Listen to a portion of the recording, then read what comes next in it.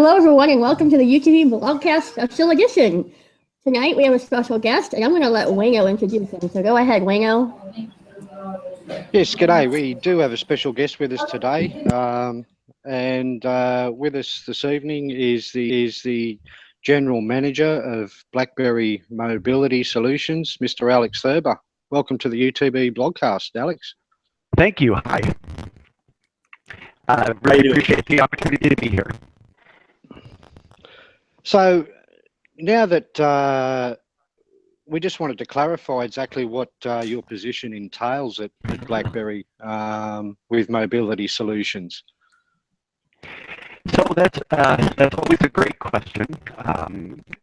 What we did so I joined the company a little over a year ago, and I joined what was called the Devices Business Unit, and that was the business unit that was responsible for developing all these wonderful devices that everybody loves at BlackBerry, the BB10, the DTEC 50 and 60, etc.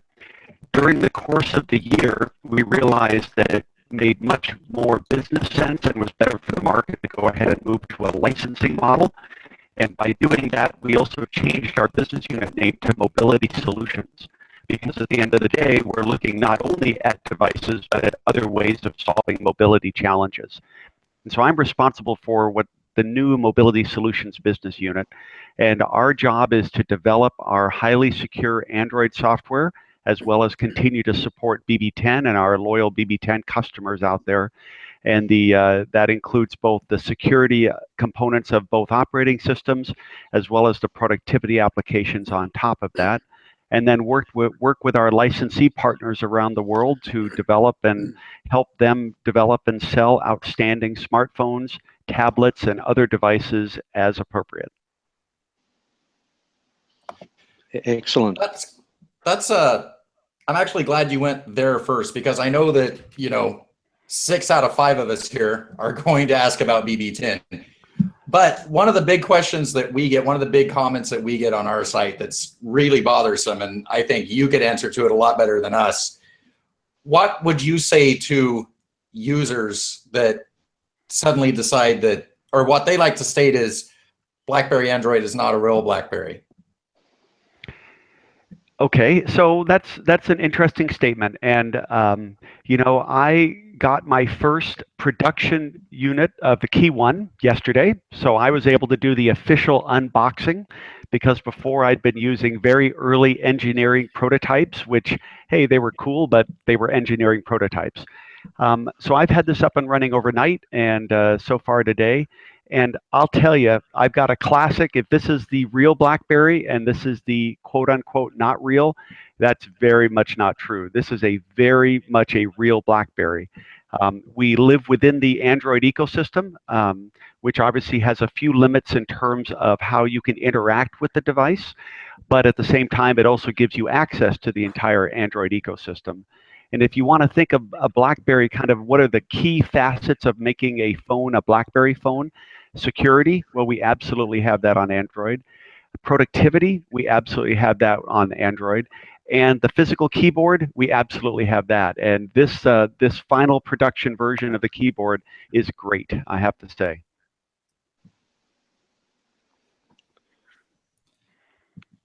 Yeah, that's a nice looking device. And you're at the Canadian launch yesterday? I was Wednesday night. Yes, I spend most of my life on the road. I live in Portland, Oregon. In fact, I'm working out of my house today. But if you ask my new wife, I've been married a little over 6 months. I'm not usually here, so. Well, that could be good or bad. I don't know. I'm not going to answer that question. Yay. Alex, you've got quite an extensive history, experience in security, in the security aspect of technology, and with your experiences at WatchGuard and Tripwire and whatnot. What do those things help bring to the BlackBerry solution that benefits our, all of us, business and general users? You know, I think part of the reason that John Chen asked me to join BlackBerry is my security background. And between the two companies you mentioned, I was also at McAfee or McAfee, depending on what part of the world you're in, and Cisco before that. And then originally I started a security integration company.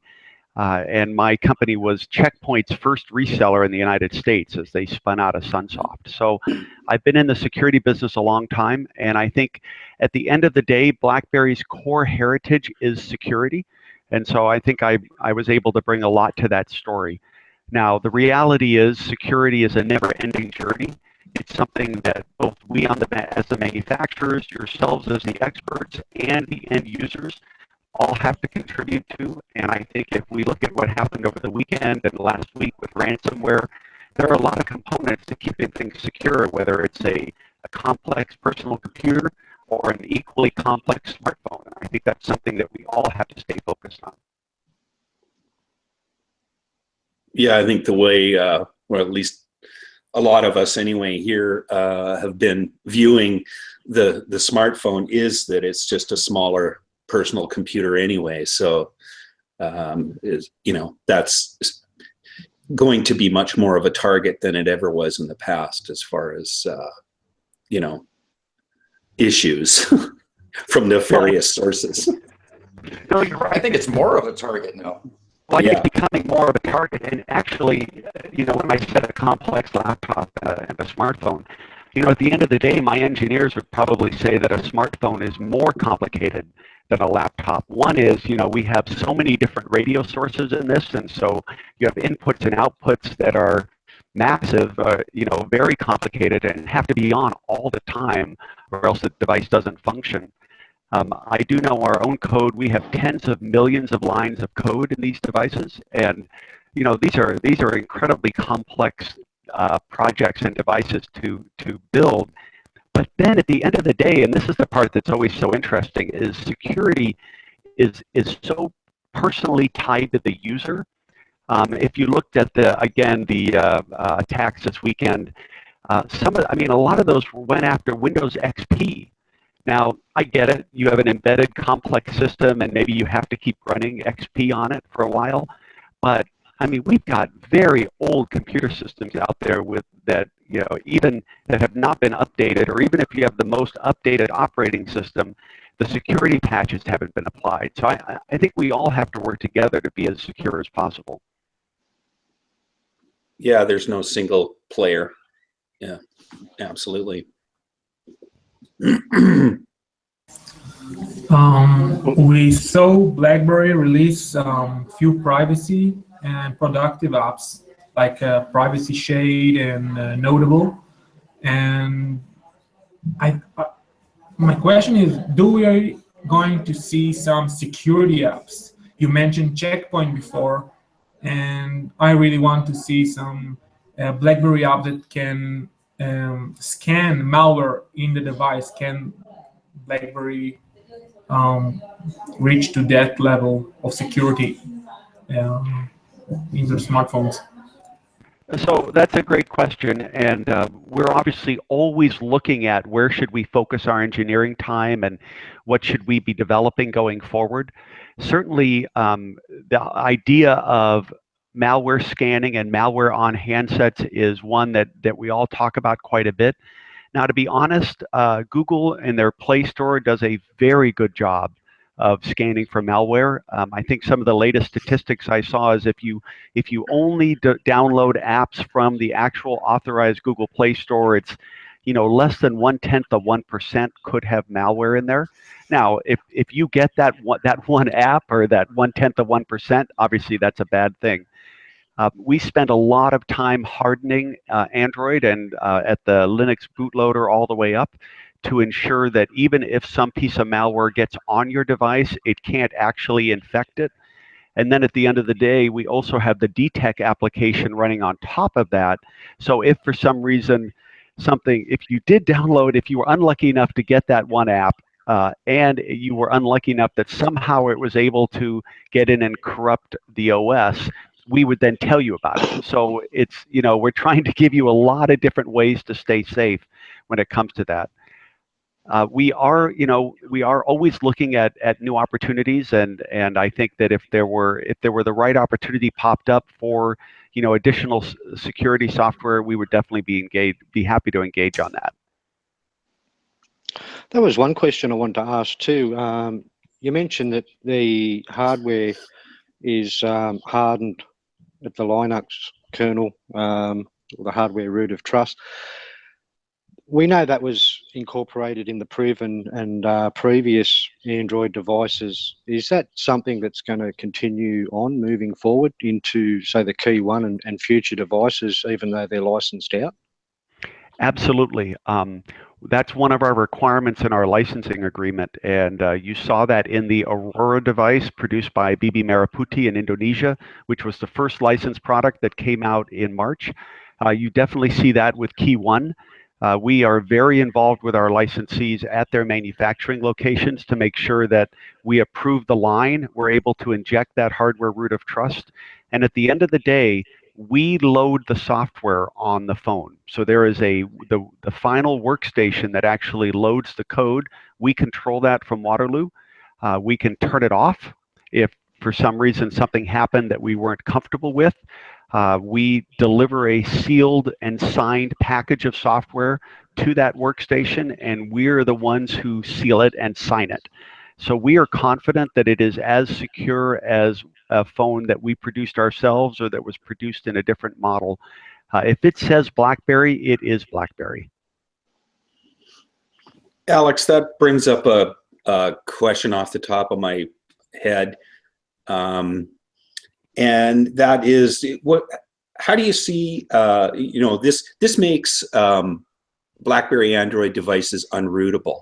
What do you see as the percentage of users out there that actually want to root their devices and don't like the idea of a non-rootable handset? I mean, I couldn't care less about it myself and actually desire that you can't root it for security reasons, obviously, but there are people that I speak to on a daily basis that wouldn't have it any other way, being rootable, I mean. So what do you have any numbers? Like what are the percentages of people who like and want to do that? Well, that's a great question, and I don't have those numbers. First off, as a security expert or a professional, I want to say we're very careful whenever you said something like this makes it non-rootable. As of today, with everything that we know, we make it very difficult for someone to root a phone. Right. Oh, fair enough. Nobody in security would ever give an absolute anything. I used to laugh in the laptop days that if you really wanted to be secure, you took the battery out, you took the hard disk out, old days, wrapped the hard disk in tin foil, buried it 6 feet under the ground in the desert, and someone could still probably figure out a way to attack it. So anyway. Yeah. But yeah, so, let's be honest, our phone is not for everybody. We're going after a core group of users, prosumers, business and government users. Now, that's a pretty big group, but if you want to get a phone that you can tear apart and sideload and root and, make your own changes to the operating system and all the rest, they're out there. It just wouldn't be a BlackBerry. So we're very cautious and we're very careful, and our licensee contracts are very thick because we have good lawyers, that if it's going to have our brand on it, it meets our standards, and that includes not being able to go in and mess it up. And what do you say to people? Sorry, go ahead, Wino. Yeah, thanks, Dave. Going down that path, Brad reported this week that there was an issue with Netflix blocking their app to rooted devices. So it seems that we're probably going to see more and more app developers clamping down on that too. Well, it makes sense if as more and more of a company's crown jewel, so to speak, or their value is digital, and with Netflix, obviously they're producing their product, is ephemeral, and it is easily copied, and so DRM is very important. And if you have a rooted device or a device out of control, you have no way of knowing exactly what's been done. So I think that is a trade-off that we're going to see going forward. That as more and more, as I said, as more and more of a company's capital is easily transferable, they're going to be more and more cautious as to who's able to see it on what device. You know, a little earlier you mentioned about if a malware got into a BlackBerry phone, you guys made it to where it wouldn't be infected. You know, I kind of break down the malware into two aspects. The ones that I just lost my voice. Sorry. But the two, that of course it has to happen while I'm talking. But I look at it as those that root your phone and those that need a rooted phone. But then there's also the ransomware and the stuff that we give it permission to do those things that we don't want it to do. And I've always just taken it for granted that, you know, BlackBerry can't protect against user stupidity. Pardon my French. But is there some form? I mean, are you guys protecting against that in some way or another? Well, you know, it comes down to obviously what's the threat vector and how is the attack being implemented.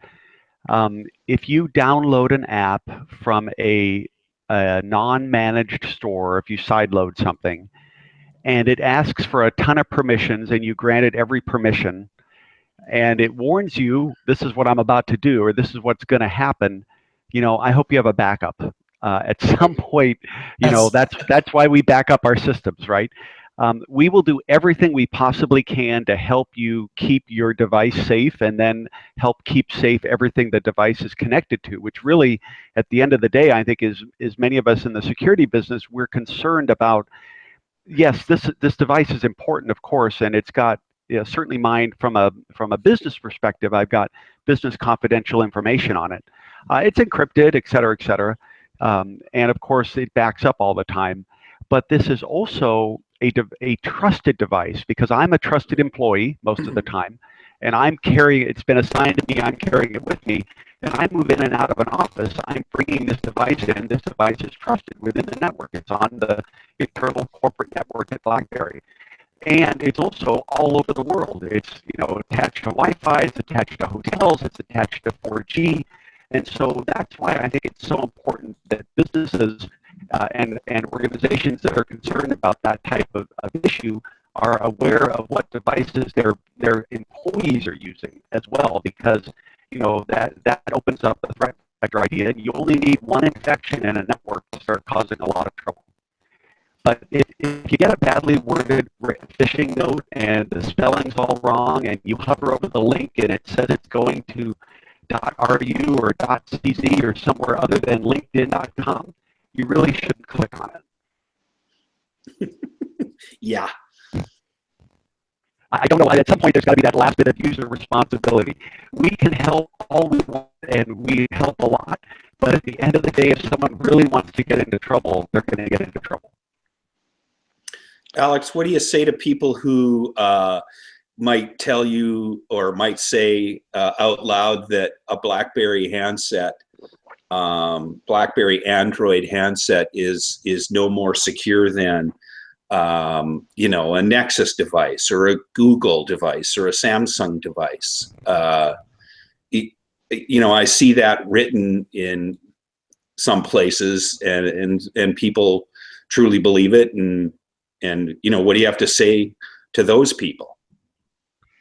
Those are very valid questions and valid concerns. I will say, as I took over the general manager job, that I was briefed on exactly what we do to protect the phone and the various components that we work with, and it is very impressive.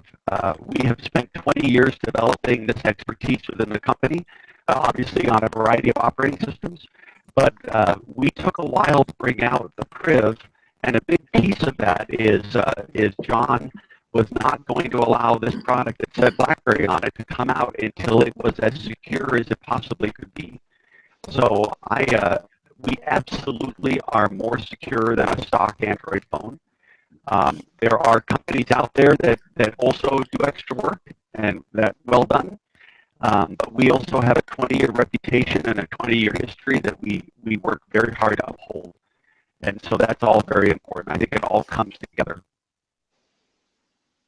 Good to hear. You speak about the DTech app as well, and what BlackBerry is doing to help users realise exactly how secure their device is.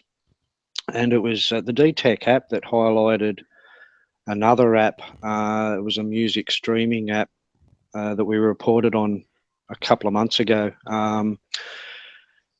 And from memory, the microphone permission was disabled in the app, and DTech had highlighted that this music streaming app was still Sound habit or accessing. something. Yeah, we're still accessing the microphone, even though the permission was turned off. So, that kind of raised alarm We got an bells with answer on us. that, Wayno.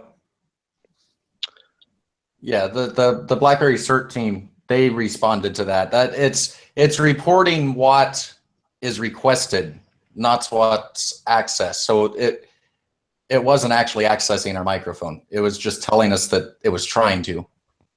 Right. Okay.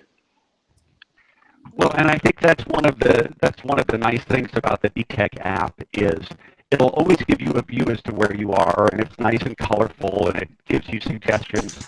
But one of the things I really like is that you can put hardware triggers on it and say, hey, tell me if something tries to access my microphone or my camera or my storage, and then I can say, but don't warn me if it's Facebook, or don't tell me if it's Skype, because obviously those have to use those, and I trust them. And I think that's really important, because these, as I talk about these devices being trusted and coming in and out of company networks, well, heck, they're all over your house too.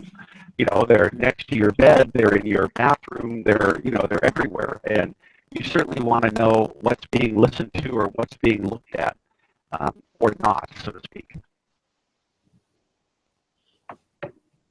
Is there any thoughts of bringing the DTech app or a watered down app to other non-BlackBerry phones? I would just love to see. Is there? I mean, I don't want to give up everything, but I would love to see other phone users see exactly what these apps are doing to them, because it's really eye-opening.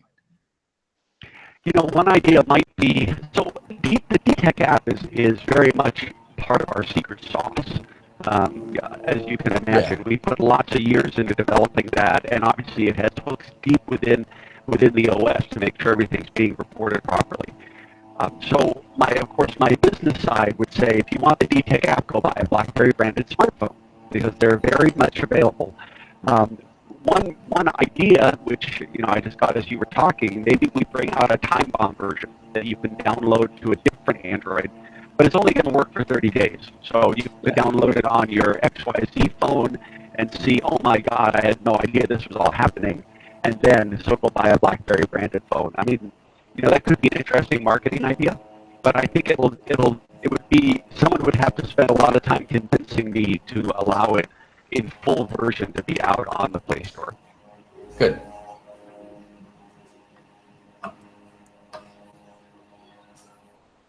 Well, maybe more than a time bomb. How about some bait, like $40 off a handset or something?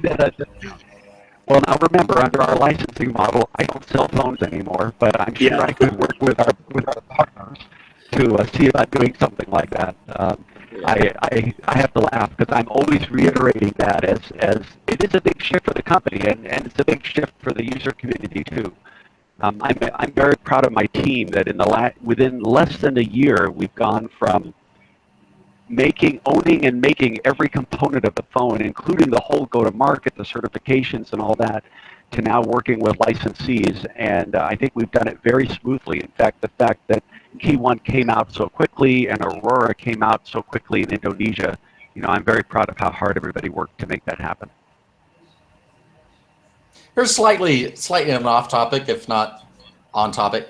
I know that the Key One is really, you guys started designing that, right? And then TCL picked up the design and brought that out. How much say-so will you guys have in design going forward? And I mean, I'm hoping, I don't know the background, but I'm hoping that some of the BlackBerry hardware design team kind of went over to TCL, because I think we all like BlackBerry design. I mean, I've dropped a BlackBerry phone off the top of a roller coaster and continued using it the next day. I want that sort of phone still. And you Were you didn't still follow it holding it? down and cushion it at the bottom? You didn't like dive after it? I'm shocked. No, that was my one moment where I wasn't a good BlackBerry fan. So that's a great question. Our three primary, so we have three primary BlackBerry licensees: Optimus for the Indian subcontinent, BBMP, BB Merah for Indonesia, and then TCL for the rest of the world. Those licenses include access to our industrial designs. First off, so under the license agreement, they have access to what we've worked on and what we play around with. But more importantly, these are very close partnerships. These are long-term integrated relationships. And so we are communicating with them all the time. 2 weeks ago, TCL was in Waterloo for 3 days, and we spent a lot of time on roadmap. Some of that was us talking about the software roadmap that we were projecting. We got their input as to what did they want to see on software, and then they showed us their hardware roadmap out the next couple of years, and it was very exciting. I'll say that. I can't say more than that. Under the contract, we have approval rights on the design, so so we can say yay or nay. But more importantly than that, as I said, we're very close partners. So we work very closely with all three companies. I think you'll be very happy with the designs that you'll continue to see. And you will, something I said when we made this announcement months ago was, you will actually see, I think, more different models of BlackBerry phones coming out in the next couple of years than you ever have seen in the past. Interesting. Yeah. I would have loved to have been a fly on the wall listening to TCL tell you what software they would like to see. That's something I didn't imagine. You can't give away, we can't give away everything. There's got to be something fun to talk about in the future. Yeah. Digging it.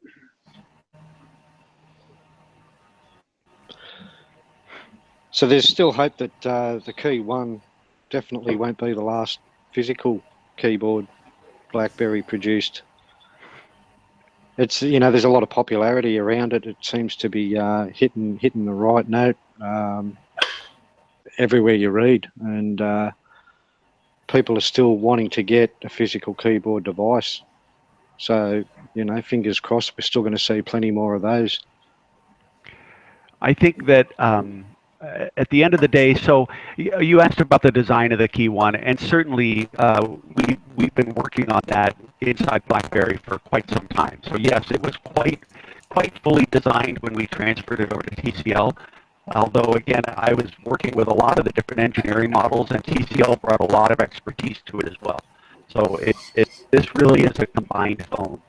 I think as long as the market is there for a physical keyboard phone, there will continue to be them, certainly by contract, as well as, at the end of the day, the market, the choice of a free market system, the market dictates exactly what's supposed to be out there.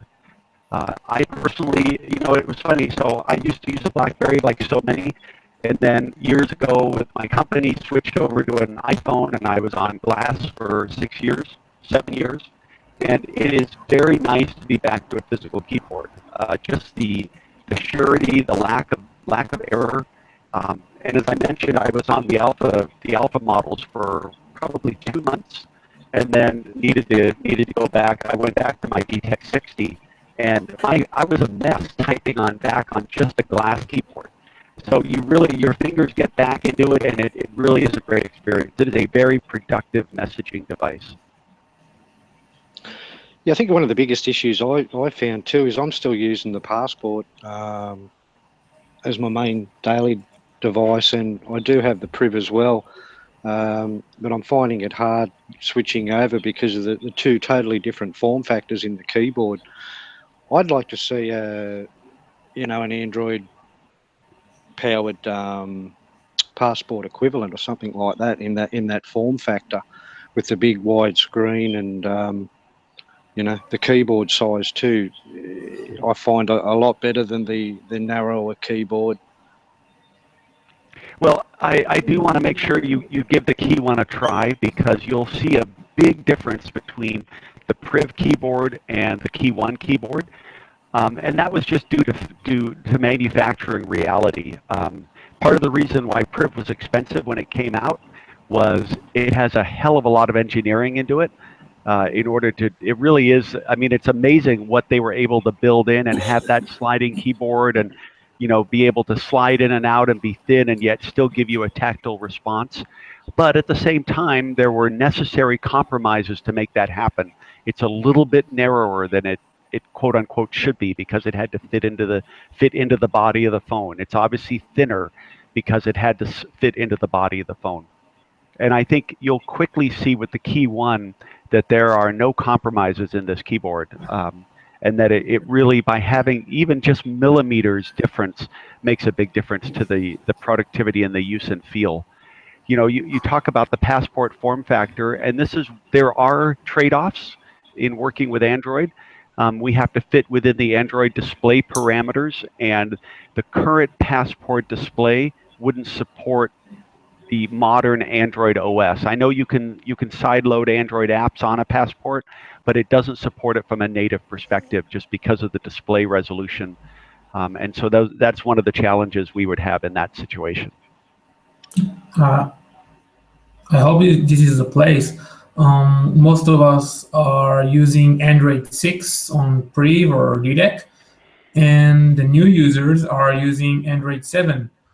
And my question is, in security measures, there is any difference in security of the devices between Android 6 and Android 7 for the BlackBerry users? Yeah, so that's a great question. Certainly, Google did a lot of security work between M and N, or 6 and 7. And that's something, you know, security is very important to Google. So they are definitely working on that. In fact, I was down in Mountain View on Tuesday just before their I/O conference kicked off to talk to them about that. However, we worked just as hard on M and even on L before that, the one that Priv originally came out on, to bring in as many security features as we possibly can. So if you keep your Marshmallow version 6 up to date with the monthly updates, I think you can still be very confident in the security of that. And you know, we talk about security in general, and we were talking about Windows XP and all that. These monthly updates are critically important. And other than Pixel, we are the only company that has made that commitment on every one of our Android phones while it's in life to put out monthly updates on time. Is that something we're going to see sorry, mate. Is that something we're going to see on the Priv Android N and you know, the DTEC 5060? So I'm not in a position to announce that right now. We are having a lot of discussions within the company on that. There are obviously many different companies involved in an OS upgrade. Besides Google, of course, and us, there's also Qualcomm and some of the other hardware manufacturers. So it is under discussion. We will be more, as soon as we have final decisions, we'll certainly put those out. Now, Google recently came out and they were saying, and I believe it's Android O, they're going to change the way of the updates where they can actually push updates to the phones that have nothing to do with, I guess what the manufacturer aspect of the update, right? So it's going just the updates of the chipsets and whatnot. Will that affect what you guys do as far as the security measures you do to the hardened Android? So I haven't seen that in detail yet. I do know that one of the I don't want to use the word frustration because we partner with carriers, but one of the concerns some of us have is the cycle of releasing software updates through carriers does take time, and as a manufacturer, it's expensive as well. So what we've come up with, what the carriers have supported, is almost two different levels of updates. There's the full OS update, which goes through a lot of testing by the carriers, et cetera, et cetera. And then there are the security patch updates, these monthly SMRs, the monthly ones, which go through a less vigorous testing cycle because they're very limited, right? We're going out, we have a list of patches that we know we're applying, that we're fixing these, and we get them out. The carriers look at that and say, yes, okay. And of course, any phone that you buy that's unlocked or you buy directly from a BlackBerry source, those we're able to push the updates out directly. So let me investigate that one a little bit. I'm assuming Google's working on two different sides. The goal at the end of the day is to get the updates out as quickly as possible. But certainly we as the software provider, as well as our partners, will be very involved in that.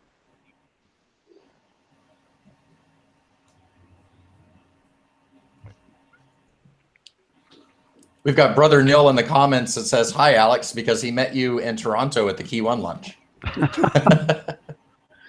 It was a great launch, a lot of fun. A lot of excitement and enthusiasm. I think the only frustration in Canada today is they still have, 12 more days before the phone will be available. So I did meet one person in Toronto who flew to London to pick one up at Selfridges when they launched on the 5th. That was pretty impressive. Oh, wow. So that's a fan. That is a fan. Nice. Yeah. Either a fan or someone who likes his frequent flyer miles. I'm not sure. Definitely a fan. No, it was great. So what else we got? Erica, are you still alive? I'm still alive. Okay, just checking. Erica is the one that actually has the Key One for UTB, so she often She's the disappears only- while she's playing with the phone. And that's the funny So thing. you said your mentioned. team is still working on the security aspects of BB10? So we continue, yeah. So we just brought out 10.3.3 and just ran that full NIAP certification. So that was a lot of effort, and we continue to develop on BlackBerry 10. And so we're I know there are lots of stories out there. We love BlackBerry 10. We love BlackBerry 10 users, and we are doing everything we can to continue to support them. Is there any roadmap possibility? Go ahead, Lino. Sorry, mate, I keep cutting you off. Is there any possibility there's a licensing partner that's willing to produce a BB10 device? So I don't have anything to announce today, and I'm very careful that obviously I can't announce futures. That's in my role, that would be a big no-no. I also learned in the technology world to never say never, but there's nothing I can announce today. Yep. I actually had the opportunity to go to the California offices of BlackBerry yesterday. Did a lot of driving yesterday. And it was amazing to me how many BlackBerry 10 phones you see as you walk through there. So I know that there's a lot of stories and rumors out there that, BlackBerry's left BlackBerry 10 behind. Well, you sure see a lot of BlackBerry people with BlackBerry 10 phones. So that made me feel really good as a BlackBerry 10 user. Just wanted to throw that out there. Well, I will say my boss, his primary phone is a Passport. And being the CEO of the company, he has a certain amount of sway as to what we do. I do carry, I have my Classic here. I do carry both phones. They're both live. And so, now as when I had the DTEC 60 in the Classic, obviously I was loving the keyboard. So we'll see how the Priv handles against the Classic. I'm pretty impressed so far. But yes, there's a lot of love for BB10, both in and out of the company, and certainly within governments around the world. Right. And you brought up NIAP certification. Where are we at, with BB10, I think, taking the lead in as far as certifications go from BlackBerry devices? Where are we at from an Android BlackBerry perspective in attempting to or actually reaching the same certification levels? So that is very much on our roadmap. You will see a NIAP certified Android BlackBerry phone. It's Awesome. a long and torturous process, but it is one that we're very much engaged in, and we will put out releases as appropriate as we go through the steps, meeting the requirements of public disclosure on that. Mm-hmm. And that's the kind of thing that would be, in my mind, a BlackBerry exclusive. Like there won't be other people following in your footsteps that way.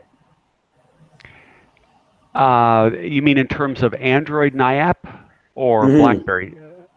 BlackBerry Android, like So You think you'll be alone there? Well, certainly we control the BlackBerry Android OS. So we are the only ones who can submit that component to NIAP. Now, NIAP certification includes the hardware as well as the software. And so it's usually a combined, submission, and it is a very complex process. So I think initially you will definitely see things focused on, it'll be on whatever the most recent version of Android that we'll be running as we submit that for NIAP. But that'll definitely be something that we're very involved in. Is that really what happened with the NIAP certification for BB10? Because I know that it kept getting pushed back and it seemed like it was getting delayed, but the fact that it is hardware and software, and you guys got the entire line certified, right? So I mean, it was more than just one, because I know that there is an iPhone, there is a Samsung, but it's one model, one device that has that certification, whereas we got all of BB10, right? That's correct. Yeah, no, we learned a lot on that as well, in terms of how best so there are a lot of different parties involved. Obviously, you've got the hardware and the software pieces. You also have an independent lab involved, as well as the government, and it's both the Canadian and the U.S. government. So if you could think of you could not think of a more complex process to make this actually happen. And there's lots of iterations back and forth, and they may have questions on something or come back with a concern or go, hey, we'd really rather if you tweaked it like this, and then we'll make code changes to get to what they're looking for. So again, it's very interactive back and forth. I know that Knox under Samsung does have a NIAP certification, and that's within their security parameters or their special security version. And so that's something that we're very well aware of. But we also, the one thing about BlackBerry is we have a great relationship with Western and other governments around the world, certainly the G7 and many of the G20. And that gives us, the depth of that relationship also allows us to constantly be tweaking our systems to meet their requirements. And so not that helps on the NIAP part at all, but it certainly does help build loyalty back and forth as we put things together. Really good questions. Two of them from the same guy in our comments. First one is the BlackBerry Aurora. We saw the commercials of the camera app that were being shown over there. Did they create that app, or is that something that we will get over here? Because it looked like a great camera app. Yep. So that is theirs. They produced that, and there is a big focus. That bad pun, but a big focus on that in Indonesia and with BB. Yeah, I know. Sorry, I really don't plan those. I can. My wife is not home, but I can hear her rolling her eyes. But anyway, yeah. So that was something that's a big deal for them, and they put a lot of time and attention to it. I don't know if they have any plans to release that app broader, but I'll certainly pass that on to them. And also, you would be the guy to ask, any chance of getting gestures on BlackBerry Android? Such as the swipe gestures? Exactly. The BB10 gestures that we all love. Yeah, I think that's one of those ones where this is where you have a challenge of an OS that we don't control from top to bottom. So I will bring that back to the engineers again just to make sure. And obviously within apps, it's a little bit different than for the OS itself. But as of right now, we've not been able to do that. I know that is certainly something that we would love to replicate. But again, in technology, never say never, right? Yeah. Yeah.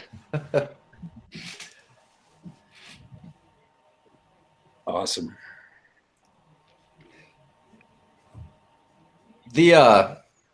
Actually, this isn't something to ask you, I guess. Well, because there's certain things that we did with our BlackBerry Android phones. You have the widget for the hub that you can swipe to the right, so it acts kind of like BB10, and then we have the gesture from the bottom up with the quick launch things, and I think we lose those in Android N, right? The quick launch from the bottom of the screen. We do. However, you gain with key 1, you gain 52 key shortcuts. So every one of the keys on the keyboard can be assigned to 2 different shortcuts. So it's also a very fast way of launching things. But is that an N thing or just a key one thing? So The the loss keyboard of the- shortcuts are an end thing. I don't Yeah. know about this. Yeah, that's a good question. I don't know the answer to that on the swipe, if that was specific to the key one or to N itself, because the key one is, well, actually, we brought up the Aurora is running N. I'll have to double check that. Good question. See, this is why you need some of the smart people on and not just the management types like me. Well, And how I mean, is you're the- here. Our group IQ raised by about 100 points, so we're Yeah. good. And I only have one good question a year, so that was it. Well, I got to tell you, to get ready for this, I did go back and watch some of the previous podcasts, and they are a lot of fun. Oh no! Yeah, We're in I- trouble. I apologize. I have questions to ask you about that Yoda doll, but we'll do that off camera. It's not a doll; it's an action figure. I beg That's your not what pardon. you told me. Yeah. Or something. And how is the Aurora doing over there in Indonesia? So it's doing very well. In fact, the biggest challenge they've had has been supply. Indonesia is a very interesting country. I've only been there twice. I was in Jakarta for the launch, and then a couple years earlier I was in Bali. But it's a country made up of, I believe, 17,000 islands. I may be a little bit off on that number, but it's a lot of islands. And so it's very dispersed.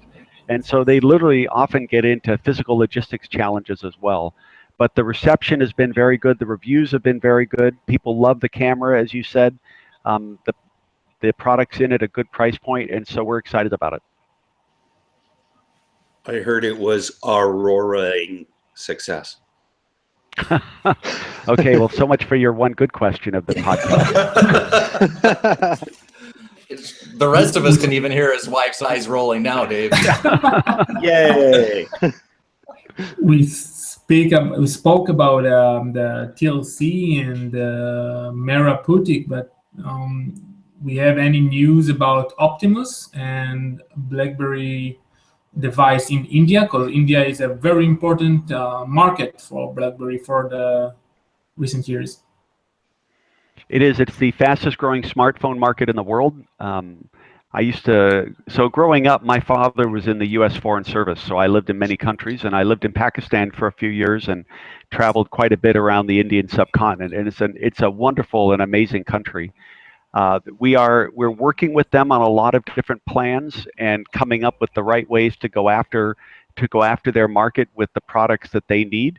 I don't have anything to announce right now, but I will be in India week after next for another set of planning meetings. So again, nothing to announce. They've made a few announcements themselves in India, and I think you'll start to see some activity there soon. Well, I think we're already seeing up, rumors. Yeah, we're well, already seeing rumors of the Key One launch. well, I know that he can't say anything, but I can ask if, since you guys opened up your designs to your partners, the Optimus and Miraputi could utilize the same design as a Key One, right? Or is that exclusive to TCL? Yeah, so I am not going to share the details of our contract terms. We tried. Hey, you never get yes if you don't ask the question. That's Correct. right. Exactly.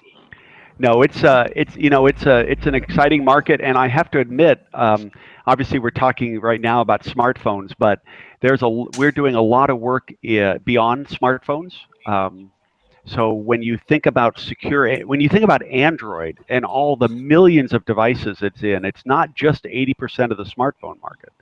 There are Android devices all over the Internet of Things, and we are very engaged in bringing our security expertise to those others. You'll start seeing, and you probably already heard the term BlackBerry Secure. And BlackBerry Secure is our expansion of the licensing program beyond smartphones. So you'll be hearing about that over the next months, and obviously I'm not ready to announce anything today. But we are working closely with a variety of different manufacturers to help them ensure that their devices are as secure as possible, both to protect the device themselves, if you think about a medical device, how important that would be, and then also to protect the information that that device either has or transmits back and forth, again, in a medical situation or in an industrial situation. How about a consumer situation? Because I mean, right now with those botnets that are taking over the IoT, the IP cameras, and the DVRs, that would be your team that would be, because a lot of those are Android powered. So you could utilize the secure measures that you guys have on the phones within those devices. That's absolutely awesome.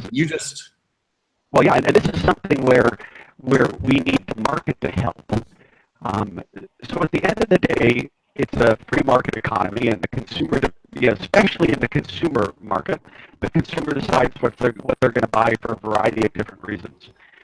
Traditionally, security has not been high on a consumer's concern list. Now, if you adjust that to privacy, it gets much more relevant, and they start to understand that a lot more. And certainly, as we look at Alexa and Google Home and or Amazon Echo and Google Home, et cetera, people start paying much more attention, as well as televisions, which almost all run Android and have a lot of inputs and outputs, and particularly now are getting smarter and smarter.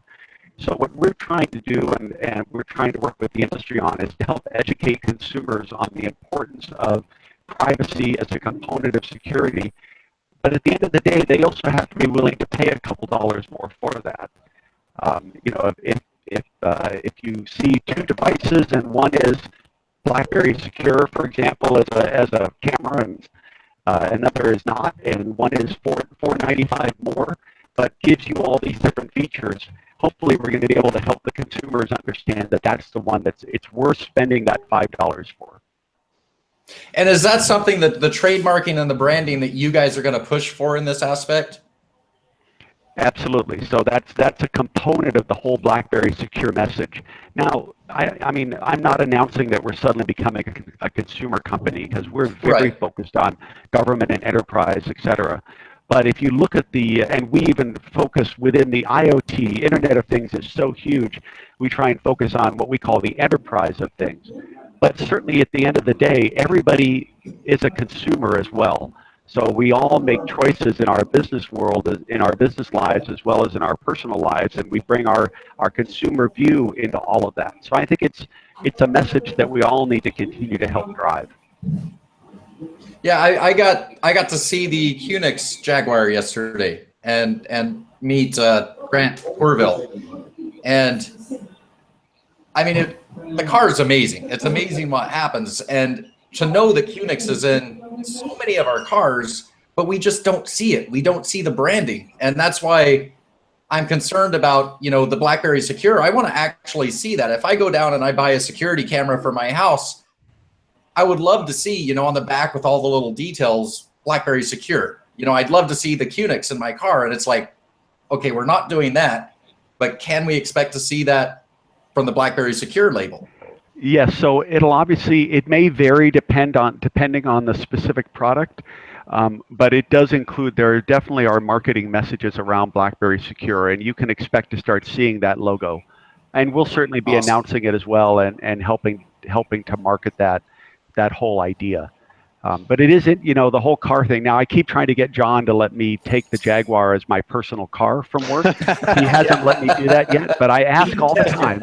So, it is a great car.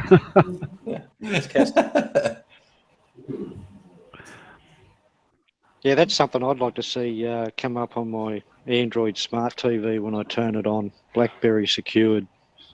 Yeah, That's what I want to see more than anything, because I know that BlackBerry and QNX touches our lives every day, and not just in our phone. And I want other people to realize that, right? And it's like, I don't even know what all is QNX powered. I know QNX is in a lot of stuff, but I would just love to be able to, because I'm the guy that likes to make fun of people, so I can go, that's BlackBerry, take that,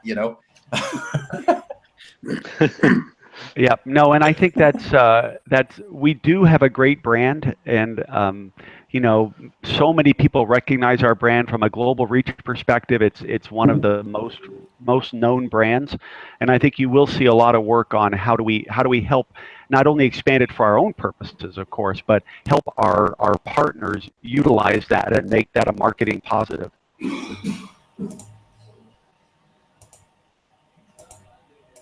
Yeah, love to see those bullets on lots of things. Exactly. Yeah, go for it. What about Windows PCs and things like that? Have you guys considered sort of branching out into securing PCs? Have you seen workspaces, Wayno? Yep, yeah.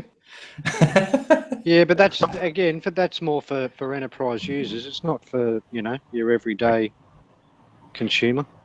Yeah, that's content as opposed to the OS, I guess, is what Wayno was getting at.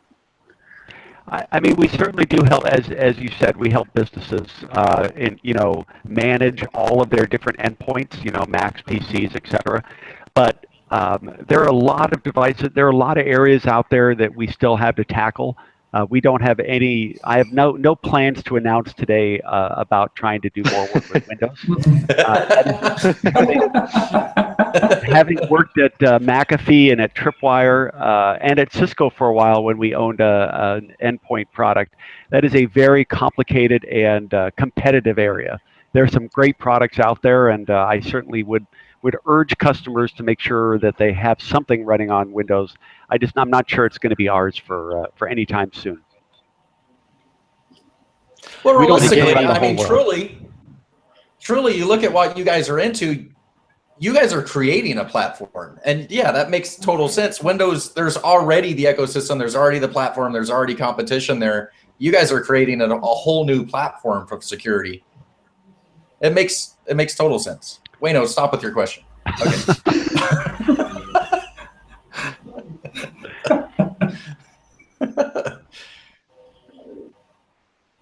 Sorry.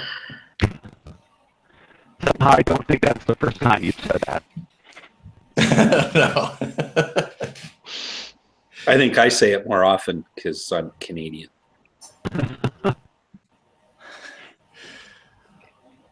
All right. Well, do we have anything else? I've got Brother Nil here says that Alex has been very generous answering these questions, and very much he has.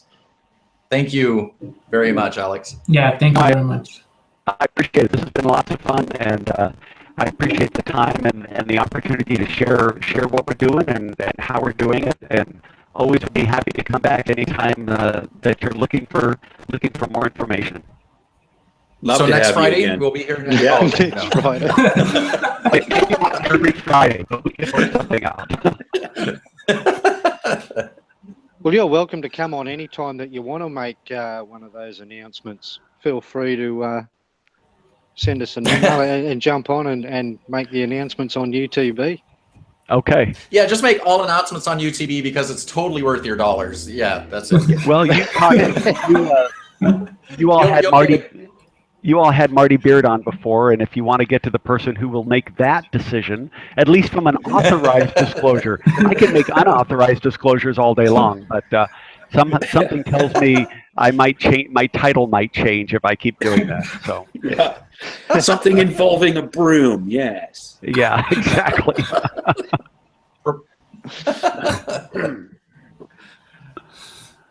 All right. Well, we've taken up your hour. I thank you. I don't want to. We tend to have a really bad problem ending these things, especially when we have a guest, because we just don't want to let you go. So, Yeah, we're clingy like that. Yeah. So let's call it. Let's say, everybody, thank you, Alex, and we will see you next week, and hopefully, Alex, we'll see him again soon. Yeah, Right thanks on. again, Alex. Thank you, Alex. Thanks Thank a you. million, Alex. Absolutely. Thanks very much. Bye, everybody. Bye-bye. Bye-bye.